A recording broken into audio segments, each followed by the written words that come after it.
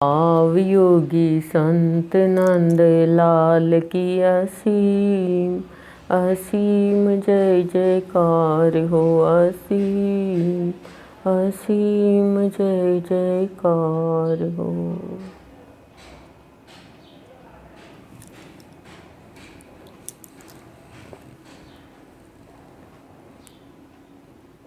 भाव योगी संत हमारे सद्गुरु आज अक्षय तृतीया, जिसका कभी क्षय नहीं होता, वो होता है अक्षय।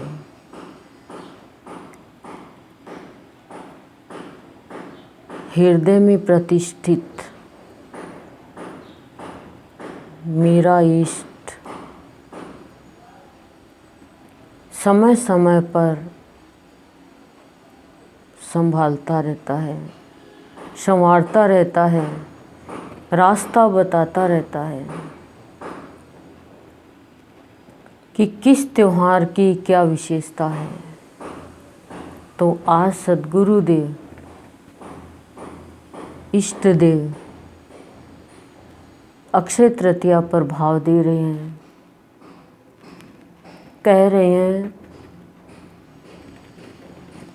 कि प्राणी की अवस्था उसकी आस्था पर बनती है। यदि आस्था कमज़ोर है तो अवस्था डावाडोल है। जैसे मकान की बिल्डिंग है, वो नींव के ऊपर खड़ी होती है, तो आस्था वो नींव है जिससे प्राणी अक्षय हो जाता है,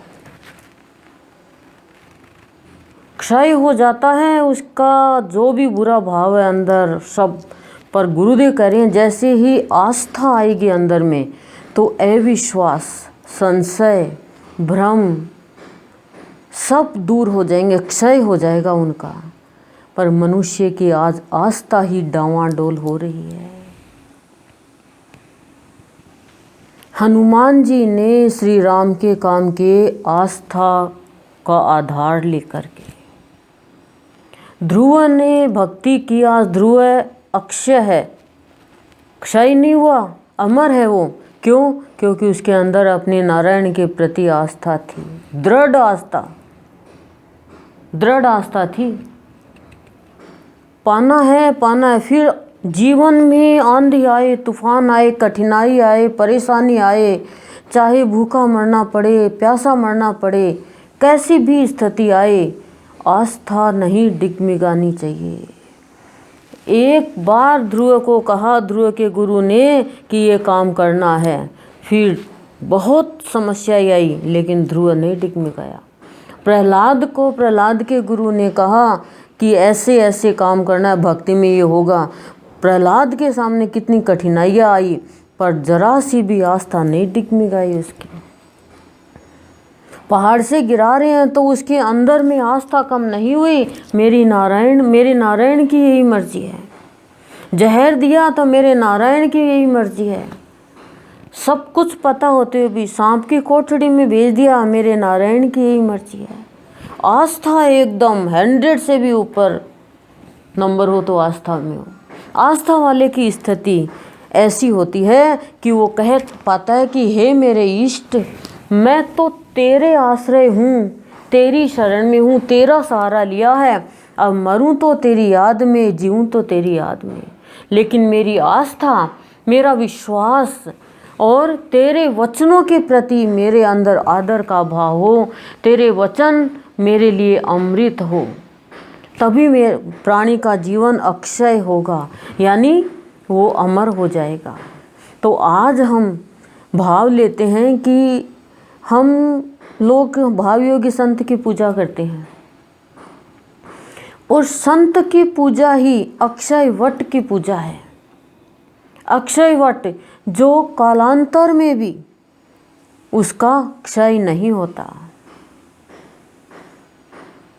और उसके नीचे बैठ के देवी देवता भी आश्रय पाते हैं, शरण लेते हैं। श्री राम जी भी वनवास गए हैं तो अक्षय वट के वट के नीचे बैठ करके और विश्राम किया तो उनका नाम अक्षय, बोल दिया आज से तुम्हारा नाम अक्षय वट हो गया। कहते हैं कि अक्षय नवमी, अक्षय वट, अक्षय, हम कहते हैं ना अक्षय नवमी आती है, अक्षय तृतीया आती है। क्यों आती है? क्योंकि अक्षय है ये तिथि।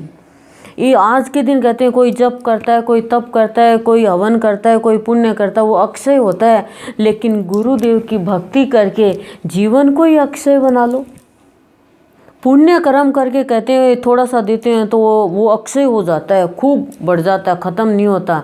पर जीवन ही ऐसा बना लेना कि मृत्यु की ओर हम जाएं, नहीं हम अमरता की ओर जाएं। उसके लिए हमें क्या करना होगा? संत की पूजा सर्वमान्य पूजा है हमारे लिए। सब देवी देवताओं की पूजा है, संत की पूजा में सब कुछ आ जाता है। रास्ते पे हम सत्संग, कोई पढ़ने वाला बच्चा है, कोई सत्संग करने वाला है, कोई मंदिर जाने वाला है, लेकिन रास्ता बताने वाला तो चाहिए। कोई रास्ता ही नहीं बताएगा तो वो चलेगा कैसे? तो संत ही हमें वो रास्ता बताते हैं जिस रास्ते पर चलकर हम अपना जीवन अक्षय बना पाते हैं।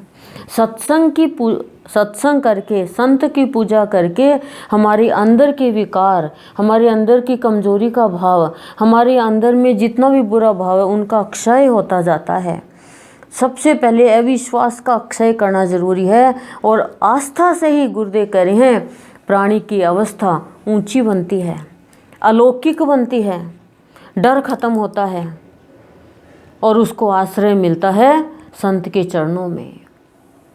संत ही वो अक्षय वट है, यानी वो कल्प वृक्ष है। वो सत्संग ही वो प्रयाग है जहाँ पे तीनों नदियों का संगम होता है।